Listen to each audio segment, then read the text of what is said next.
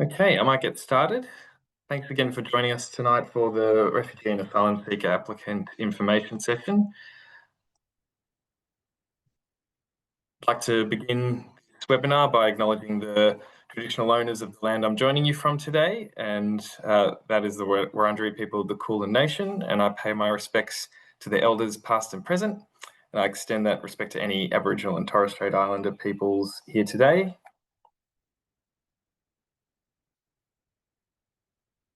So to start off this webinar, I just wanted to give a brief overview of who the content is designed around. So it is for those holding an eligible permanent or temporary humanitarian visa, and those visa subclasses are listed on the right of the screen there.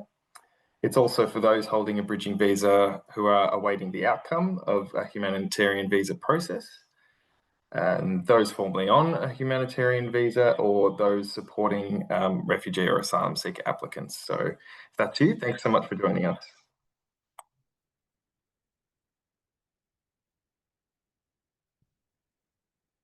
There is a lot of content to cover, but don't worry, we're here to help all the way through the process. Emily's here via the QA section for any questions, or you can view this recording again when it's uploaded to YouTube, and our VTAC Connect team is also here to help at any point of the application cycle. So if you forget any of the content or want anything else clarified, do not hesitate at all to reach out to us.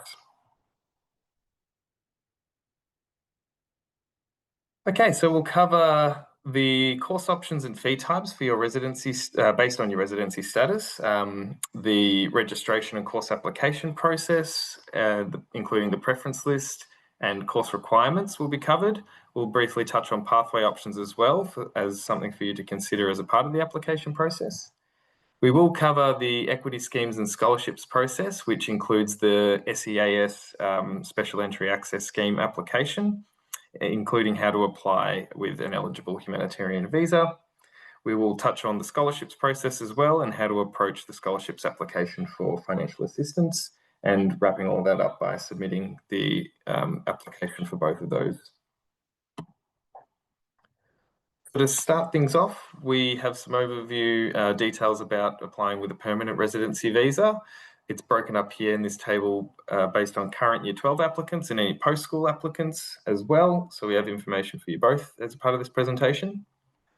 The current Year 12 applicants and post-school applicants can both apply through VTAC, can both apply for season scholarships, and can both access HEX Help Loan and SA Help as well if you're holding a permanent humanitarian visa. So that's the key point to make there. The permanent humanitarian visa subclasses are included below the table. First offer round date for current Year 12 applicants is the 23rd of December and the 18th of November for post-school applicants, and the fee is there as well for each group, $80 for current Year 12s and $100 for post-school applicants. A note on the HEX Help Loan is that the permanent humanitarian visa holders must also study the entire of their course while living in Australia. So applying with a permanent residency visa, you are eligible for any Commonwealth Supported Place courses, also known as CSP courses. This means that the Australian government will cover part of the cost of the course. The CSP courses are known as Type 1 because they end in the number 1. For example, there you can see the last digit on that course code is 1. So that's a CSP course code. Permanent residents are also eligible for Type 2 and Type 4 courses, which means a government-funded place is determined by the provider. So that'll be for a lot of diploma courses for Type 4, and Type 2 courses are the full domestic fee place. So that's just a clarification on both of those if you see them in your research, but the most common for domestic applicants is the Type 1. HEX Help is available, as I said, to permanent humanitarian visa holders, and it's essentially a loan from the government that is used to cover the cost of the course, so you don't have to pay anything up front each semester, and you'll pay that student contribution back to the government over time once you earn over a certain amount per year. So it's the way that the system works for domestic applicants and means that you don't have to pay any of the course fees upfront. Applying with a temporary residency visa is a bit different for current Year 12 and post-school applicants. So current Year 12 applicants can apply through VTAC. Post-school applicants have to go to the institution directly. So if that's you, please make sure you understand your direct entry application method. The current Year 12 applicants can apply for season scholarships. And in terms of HECS help, they aren't able to access those help schemes by the government, which is why scholarships are so important and why they come into the picture. The first offer round date is the 23rd of December and the application fee is $80. The eligible temporary humanitarian visas are included there for reference. And all other temporary visa subclasses are not eligible for equity schemes and scholarships through VTAC. So that is the information as it applies to the 449, 785, 786 and 790 subclass holders. They are eligible for type 3 courses, also known as full fee places, which require the cost to be paid up front to the institution. They are known as type 3 courses, also known as international fee places, because they end in the number 3, as you can see. This is the only course type offered to temporary residents, so no other numbers to be across there. And only temporary visa holders that are current Year 12 students can apply through us, as I mentioned. And that HECS help loan is not available to the temporary visa holders. So scholarships are very important to investigate for this reason, and we'll be touching on some of the ways you can apply for scholarships in this presentation. There are scholarships offered through the VTAC application process, but also through a direct application process to the institution. So we'll cover that content a little bit later on. A very important note that if your residency status changes during the application cycle, so if it changes from the temporary resident to the permanent residency or the permanent residency to Australian citizenship, in order to change and update that information, there is a process in your account. Navigate to the personal details section to submit a change request. So there's a button that will just say change request, and you will enter your updated residency status and provide a copy of your newly granted visa or citizenship certificate. So please provide that and update that information via the change request as soon as possible, and our team will make that change for you. Here is the VTAC course search if you haven't seen it before. So this is a great resource where you can look up any courses that you might be interested in. There are lots of filtering options on the left-hand side and a keyword search there. And this is where you'll get all the course code information. As you can see, you can filter by institution, estimated ATAR, if that applies, qualifications, study mode, area of interest. And each course code is associated with this page here, which is the overarching qualification at the institution. You'll get the course code per campus, so just make sure that you can see those course codes differ from campus to campus. So you will be able to view all of this information via the course search page, including what the location, delivery, and study mode are, what the requirements are for entry, and how competitive the course is based on last year's information, noting that that ATAR information may change year to year. The course requirements section and the ATAR student profile are all located on these tabs at the bottom of the picture on the right-hand side of the screen. So the course requirements also includes subject prerequisites and what else you might need to get in, other additional task requirements, which we will touch on as well. There are lots of helpful fact sheets and guides which are published on the VTAC website. So if you ever get stuck on a process, these have a lot of information, but all of the information that you'll need about all of this different part of the process. These are just 3 that we have shown you here. But if you need to access that information, that is available on the website, and then you can give us a call if anything else is unclear. And you can see down at the bottom right-hand side of the middle fact sheet, there's also links to all of our social media, including YouTube, which has a lot of helpful walkthrough videos as well that are a great resource for you too. So the VTAC course application, we've highlighted the key steps here to simplify it as much as possible for you today. So essentially, you'll start by creating a VTAC account, completing your profile information, and then submitting your course preferences and completing any additional task requirements that are based on the courses that you select in your preference list. That might be an additional admissions test like a UCAT or an ISAT for medicine courses, or it might be a CASPER test for teaching courses or things like that. Essentially, that will all be, you will be notified if there are any additional task requirements after that.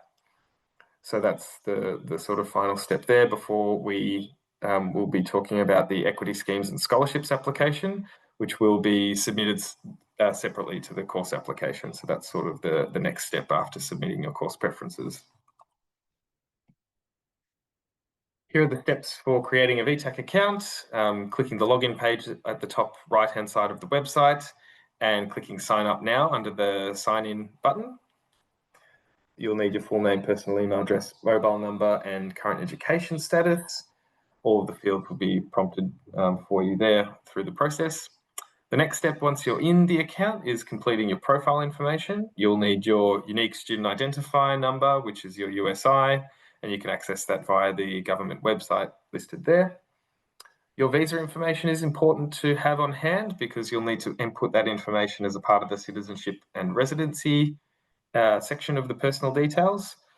If you'll also need an immigration document, for example, a document for travel to Australia or an IMI card, etc. So all of that information is provided as a part of your residency status. Just make sure you have that on hand whilst creating your profile.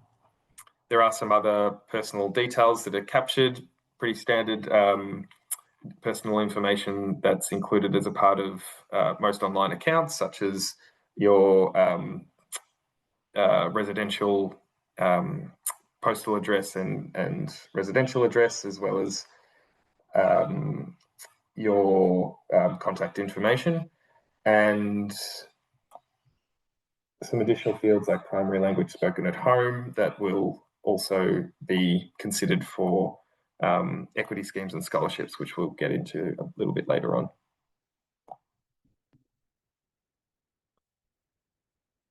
So the education history is where you will list your current or previous Year 12 studies, as well as any post-secondary studies for any post-school applicants that are tuning in. So this screen on the left is where you'll add your secondary study claims. That will be, the details will populate as it appears on the right-hand side of the screen as well. So you'll select your state. So if it's studied in Victoria, you'd select Victoria. Your year level, if you're a current Year 12, will be 2025. And year of completion will also be 2025 if you're finishing this year. And if you had previously studied any secondary schooling, whether at Victoria or elsewhere, you'll input the information based on the fields you can see on the right-hand side. So English language test and admissions test is another part of the education history screen. This applies to certain applicants that didn't study their schooling in a language where English was the primary language, or if they didn't meet the English study score requirement, or if they're a post-school applicant that has been a long time out of studies. So for all current Year 12 students that have studied all of their schooling in Victoria or Australia, that usually does not apply to you. So just know that that their institution requirements, and that usually applies to someone who is a post-school applicant.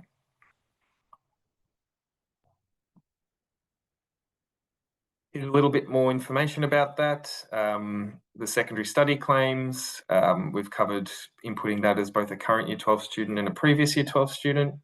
Post-secondary study claims, you don't need to worry about that if you're a current student, but naturally as a post-school applicant, if you have any studies after school, please put them in there. And admissions test, we covered stat test and English test. and the requirements with there. You do need to check with the institution, but as I said, the current Year 12 students, typically these don't apply to. Here is a snip of the course application step, which is the next part of the process after adding your educational history.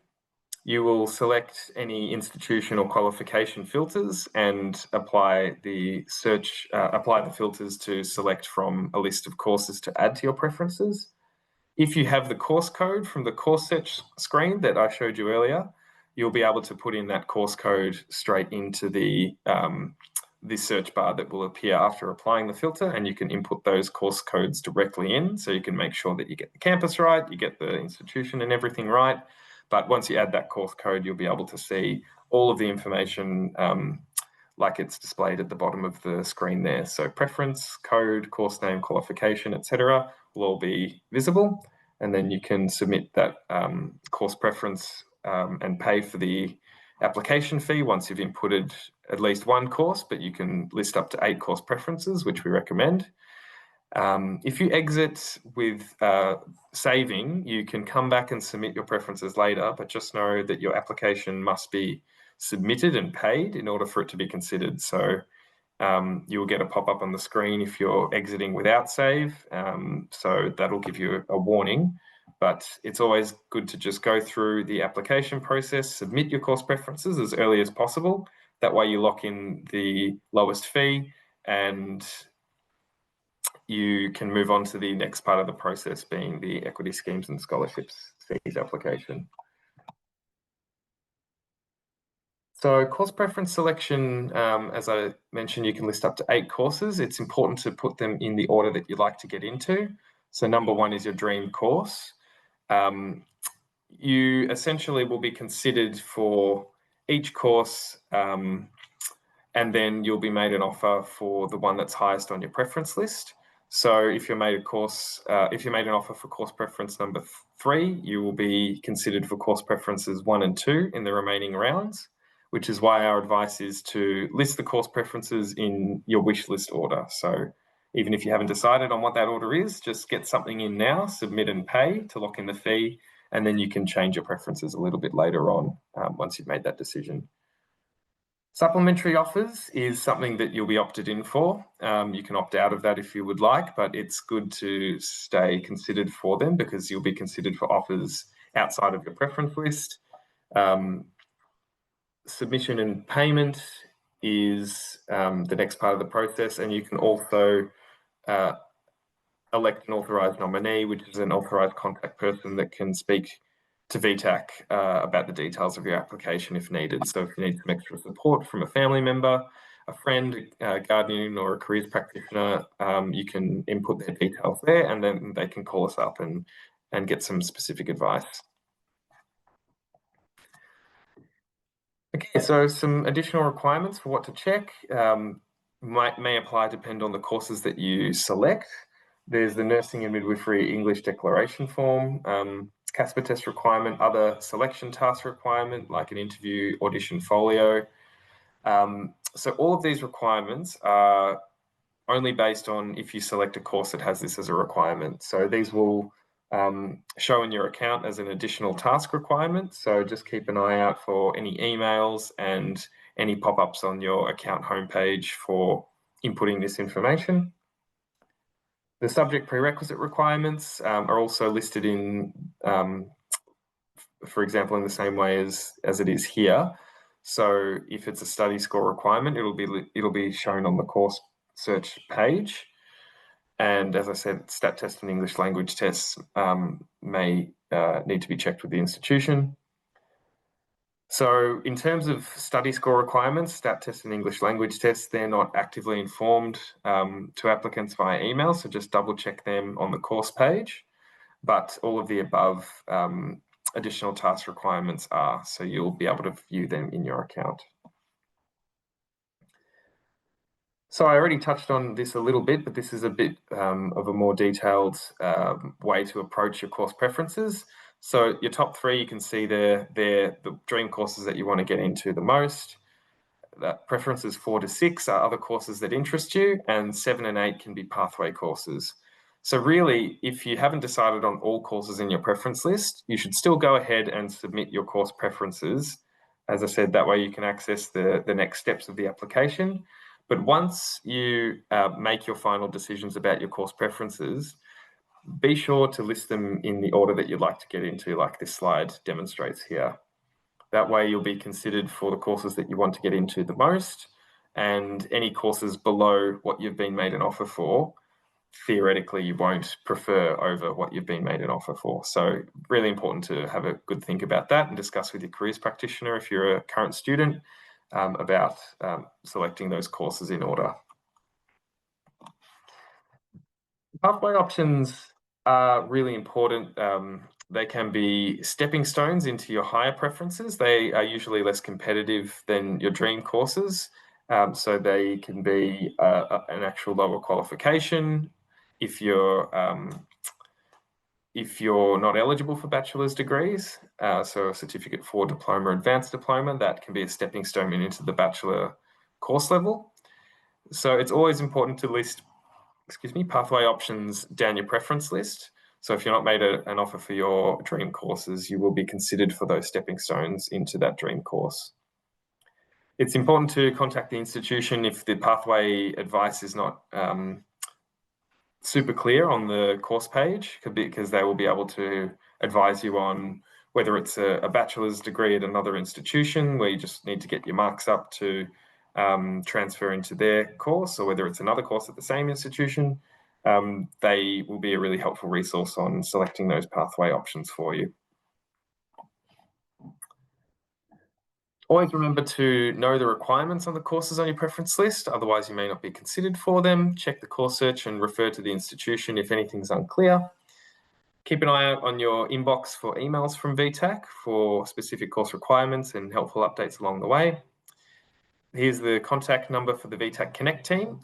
That'll be accessible for advice throughout the application cycle or via email through your account. You can also contact the institution if you're unsure about their course requirements. So, special consideration, also known as equity schemes. The SEAS, Special Entry Access Scheme, is a program by institutions to recognise any disruptions and disadvantage that you may have had to your education. The equity schemes process at VTAC is called the Special Entry Access Scheme, also known as SEAS, which provides adjustments to your rank, which may make your application more competitive. There are 4 categories that SEAS considers: personal information and location, financial hardship, living with a disability or medical condition, or difficult family and life circumstances. Anyone on an eligible visa can apply for this through VTAC, that can submit an application through us. So applications are open now and they close on the 10th of October at 5 p.m. That includes any edits and document submissions as well. So very important to start early, get that application submitted for courses and then move on to the equity schemes part of the process so you can finalise everything. If you're joining this webinar, you're doing the first step of the process, which is getting ahead. So great job so far, and you can move on to the next part in submission now. So personal information and location does not require any additional application submissions. It's based on information provided in your account. It includes living and school location, being from a non-English speaking background, or being the first in the family to attend university. So this is all considered automatically. Financial hardship is any individual, family, or economic hardship. If you're in receipt of Centrelink benefits as well, that is something that is applied for under financial. Living with a disability or medical condition is, as it describes, any learning, physical, sensory, psychiatric, or mental health conditions impacting your education, and difficult circumstances can be any other family or other life circumstances. You can apply for any category that applies to you to make sure that you are considered across any areas of disadvantage that you may have experienced. Specifically for refugee or asylum seeker status and consideration of your eligible visa subclass, When you submit your equity schemes and scholarships form, the following tick box will be automatically selected. So you'll receive default consideration in the form itself, but you will need to provide a copy of your visa notice. Once the application is submitted, you'll have the evidence record in your account that you can attach the visa document to. So just make sure to have the visa document ready to be able to provide via VTAC, and remember to read through any of the other categories and apply for any that are relevant to you.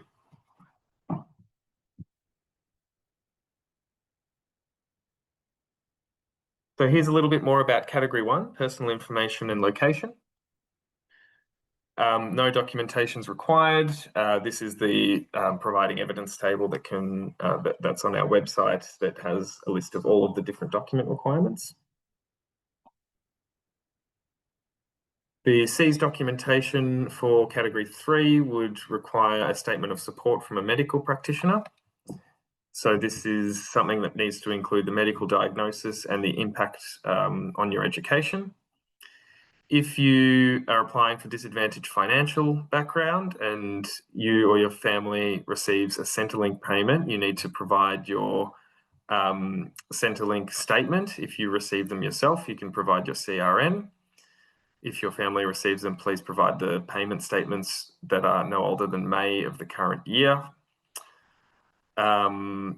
If neither you nor your parent or guardian receives any Centrelink benefits, you can still apply. You'll just need to provide a statement of support from a responsible person, which we'll cover in a moment. There are a lot of categories under category 4. So here's a sort of a breakdown of most of them. You can apply for circumstances that aren't considered here, but this is most of the subcategories that are included in category 4. So most of them will require a statement of support. There are some additional requirements such as alternative evidence requirements that might be a letter from a government or community organisation. If you have been engaging with an organisation about any sort of sensitive circumstances, if it's an immediate family member, you can provide a death certificate, for example. So there are some differences depending on the subcategory, but most of them will require a statement of support. But as we mentioned, if you're applying just under the consideration of your eligible visa, then you can provide a copy of your eligible visa.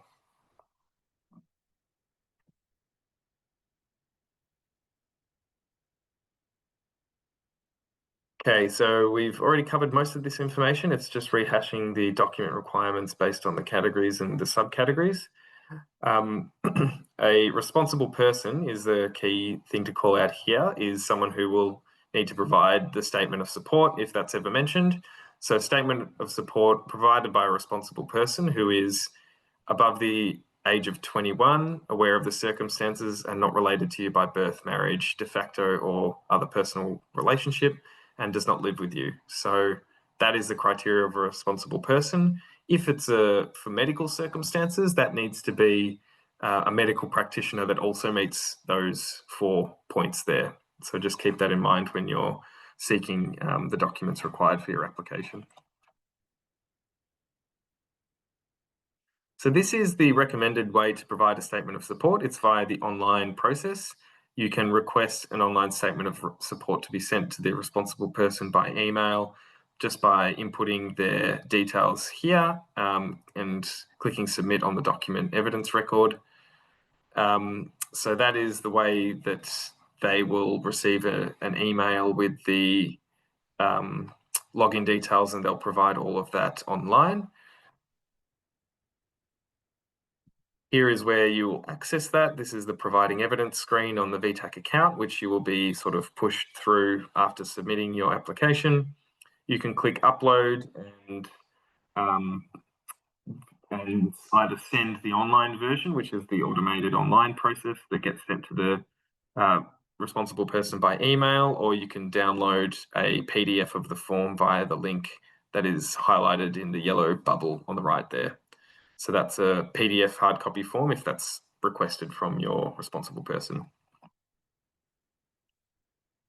Next, we're touching on scholarships. So a scholarship is a grant or an amount of money that's provided by a school, institution, or organisation to support a student's education and studies. It can reduce the external stresses of studying at uni, so you can really focus on the learning and the studies. Some scholarships cover all the tuition fees for a course, so it's really important to look into.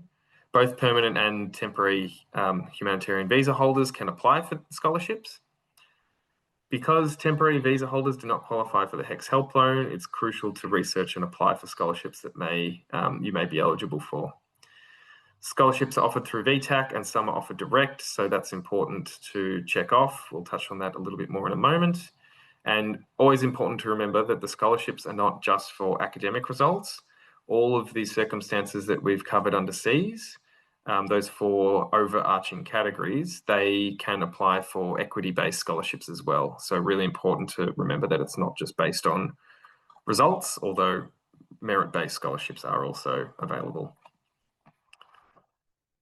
So the step-by-step approach that you should take for applying to scholarships is, number one, thinking about the courses that you're interested in. Number two, understanding the scholarships that are offered through that institution. Number three is to apply for any that are offered through VTAC, but note that some are offered for via a direct application, and there'll be links that I'll point you in the direction of later on for a list of both there. Direct scholarship applications may have different opening and closing dates, so just visit the institution website to see which apply to you. Be sure to understand the eligibility criteria for each, and then apply for any that you're eligible for if a separate application is required. And as always, don't leave your application and supporting documents until the last minute, because that may make the difference in providing the correct documents and being considered for these scholarships. There are some additional statements that are required via the VTAC application form for scholarships, so just note them there, the educational benefit statement and any community service or leadership skills or experience. So please make sure to fill in that information if you want to be considered for scholarships.